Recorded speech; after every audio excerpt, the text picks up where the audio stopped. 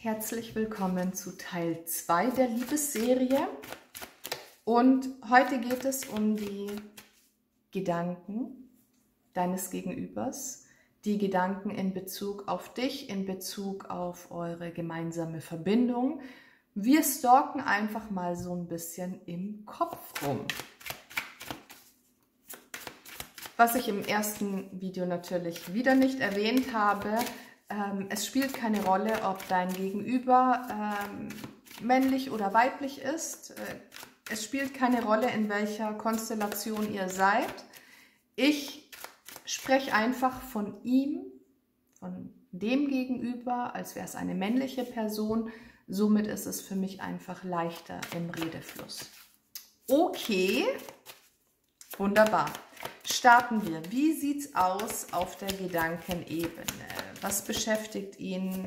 Was denkt er über die Verbindung, über die Beziehung, über dich?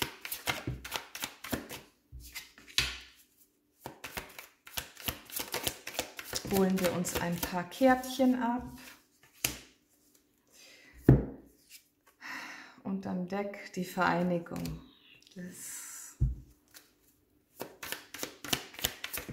Gut, ich meine, wenn im ersten Video diese Energien waren, ist es unwahrscheinlich, dass sich das hier komplett ändert. Aber der Kopf kann natürlich auch bestückt sein mit Ängsten und mit Zweifeln. Deswegen gucken wir uns das an, weil wir haben nämlich hier auch die Barrieren und die Täuschung drin.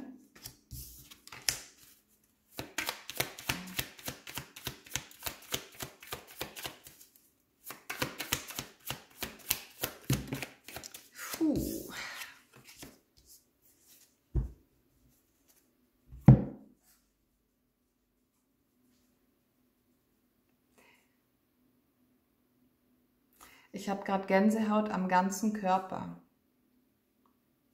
Wir sind jetzt hier nur auf der Gedankenebene. Aber guck dir das mal bitte an.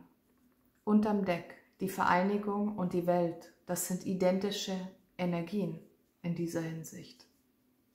Das ist so krass, das ist so stark, das ist so fucking intensiv. Entschuldigung, das musste ich jetzt so sagen.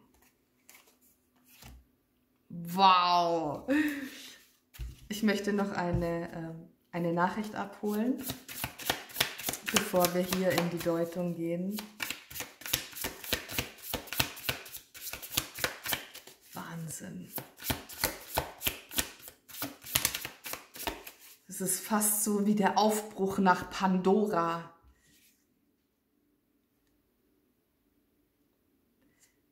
Habe ich gerade irgendwas gesagt von wegen, ist sehr intensiv, ist sehr, sehr tief hier?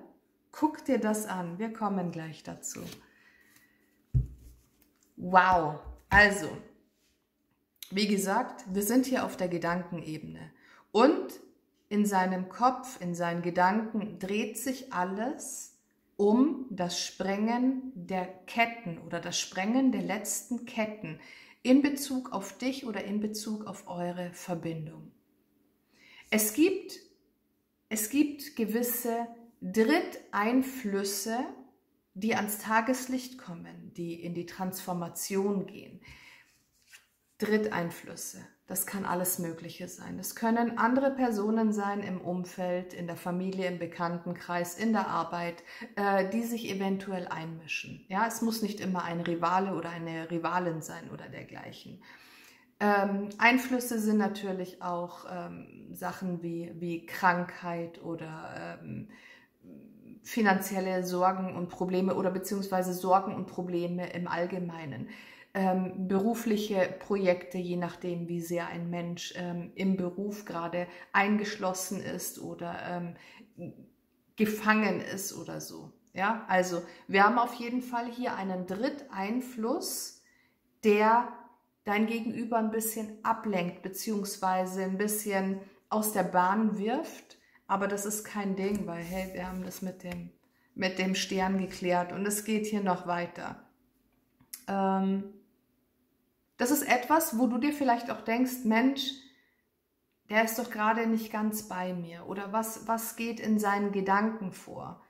Er ist teilweise abgelenkt, aber, und jetzt kommt das ganz, ganz große und fett geschriebene Aber, du bist so sehr in seinem Leben. Ich möchte jetzt nicht sagen in seinem Herzen, weil die Gefühle machen wir dann im nächsten Video, aber in seinen Gedanken. Du bist so präsent in seinem Kopf.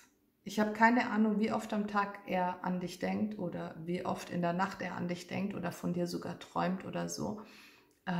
Du bist auf jeden Fall unheimlich präsent.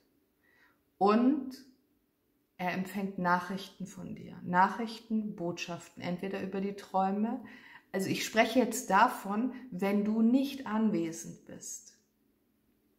Er empfängt brutal viel von dir. Und du bist hier als Energie der Herrscherin. Das ist machtvoll, das ist kraftvoll. Er hat dich auserwählt. Er hat dich auserwählt, um an seiner Seite zu sein. Und er möchte dir gerecht werden. Das sage ich jetzt mal so nebenbei, ja?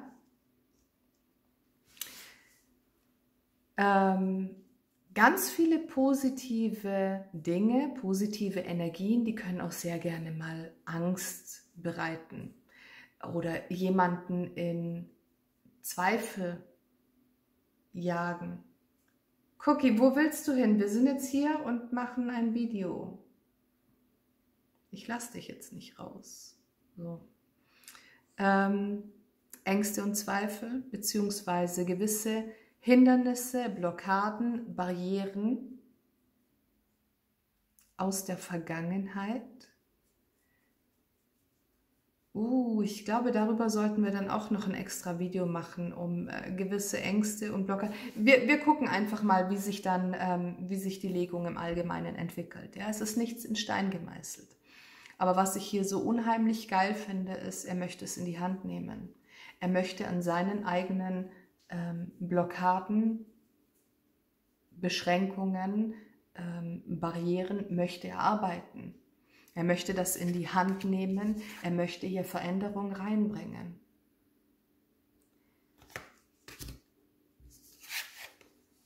Er möchte diese Beziehung nicht auf einer Lüge aufbauen, beziehungsweise er möchte dir keinen Bullshit erzählen. Er möchte mit der Wahrheit ans Licht kommen.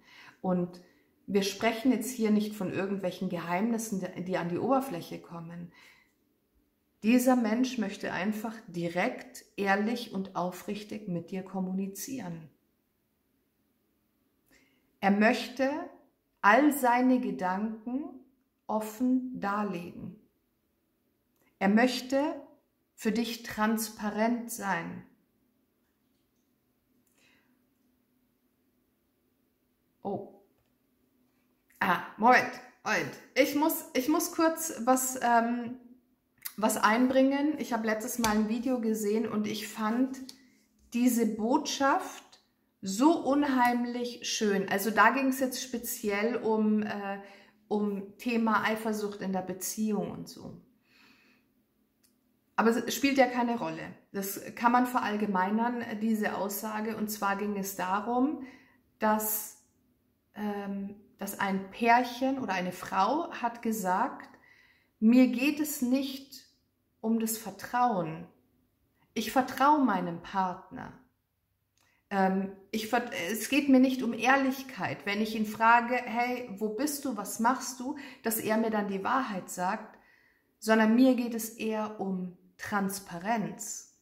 Ich stelle Transparenz vor Ehrlichkeit. Und ich habe mir gedacht so, was? Was kommt jetzt? Und die Frau hat gesagt, es ist mir wichtiger, dass er mir sagt, du pass auf, ich bin am Montag um 20 Uhr mit den Leuten beim Essen, da sind diese Personen dabei, ja, weil auch mit Arbeitskollegin Pipapo wegen Eifersuchtsthema spielt ja keine Rolle. Und ich werde circa um die Uhrzeit wieder zurück sein. Das ist Transparenz. Ehrlichkeit wäre jetzt einfach nur, du pass auf, ich bin beim Essen, ich habe keine Zeit für dich. Sie fragt dann, okay, wann bist du dort? Wer ist alles dort? Und er sagt die Wahrheit. Verstehst du, was ich meine? Okay, ich bin jetzt gerade, glaube ich, so ein bisschen vom Thema abgekommen, aber er möchte, genau, stimmt, weil ich vorhin gesagt habe, er möchte für dich transparent sein. Und diese Erkenntnis aus diesem Video, das hat mein Gehirn kurzzeitig explodieren lassen, weil ich mir gedacht habe, ja, stimmt eigentlich. Ehrlichkeit, Offenheit und Ehrlichkeit ist das eine, aber Mut zur Transparenz zu haben, wenn das kein Liebesbeweis ist, Halleluja. Okay, weiter im Text. Du gibst ihm so viel Halt, du gibst ihm so viel Stabilität auf einer gewissen Ebene und vor allem auch in der gesamten Ebene. Du bringst ihn in die Ruhe, du bringst ihn in den Frieden. Vielleicht kennst du diesen Menschen als sehr, weiß ich nicht, als Overthinker. Vielleicht kennst du das auch von dir. Vielleicht kann er schlecht klare Gedanken fassen oder konnte es schlecht bisher. Vielleicht ist er sehr sprunghaft oder so. Und du merkst, wenn du in seiner Nähe bist oder wenn du mit ihm zusammen bist, dann wird er ruhig, dann wird er ausgeglichen, dann findet er Frieden. Ja, ich kann es nicht anders sagen. Frieden ist halt für mich dieses ultimative Gefühl von voll und ganz Dasein. Aber wir hängen uns natürlich in meinen Videos nicht an den Begriffen auf, sondern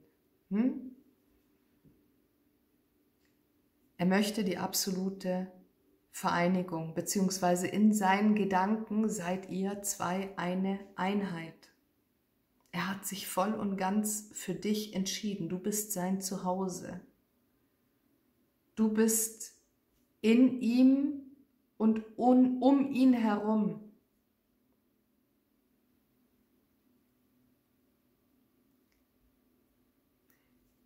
Ich bin so gespannt auf den dritten Teil, wenn wir dann auf die Gefühlsebene eingehen. Es ist wirklich der Hammer. Ich habe ja noch hier diese Botschaftskarten und es sagt hier auch schon wieder oder bezeugt diese Verbindung zwischen euch beiden. Ich bin im Geiste immer bei dir.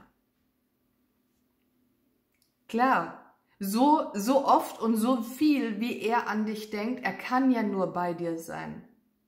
Vielleicht ist es für dich auch so, dass wenn ihr gerade nicht zusammen seid, dass du ihn überhaupt nicht vermisst.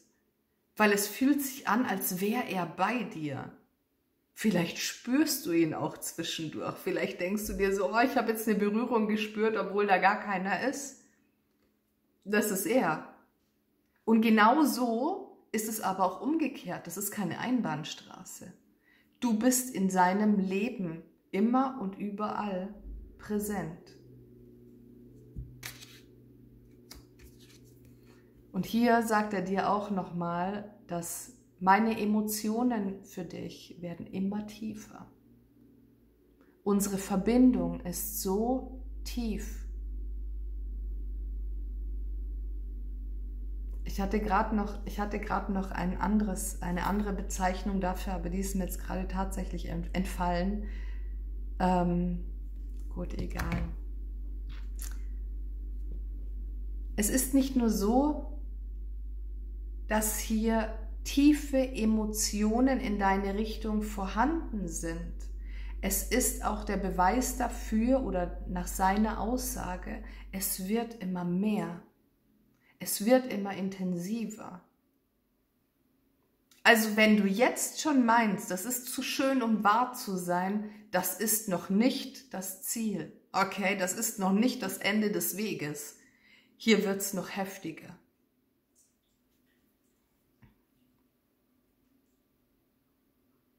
All seine Gedanken drehen sich um dich bzw. um eure Gefühle füreinander, um eure Verbindung miteinander. Lovely. Das war's mit dem zweiten Teil. Ich glaube, dazu gibt es jetzt nichts mehr hinzuzufügen. Und ich freue mich, wenn du im dritten Teil wieder dabei bist. Dann schauen wir auf die Gefühle.